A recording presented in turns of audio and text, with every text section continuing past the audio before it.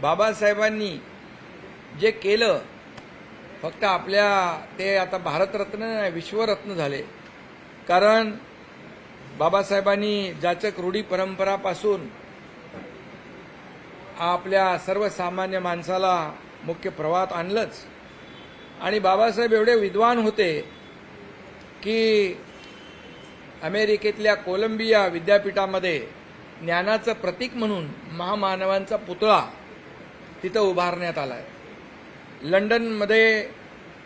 लंडनच्या विद्यापीठातून त्यांनी इकॉनॉमिक्समध्ये MSc आणि डॉक्टर ऑफ सायन्स ही पदवी मिळाली आणि कोलंबियामधून त्यांना डॉक्टर ऑफ फिलॉसॉफी ही अशा अनेक पदव्या मिळाल्या.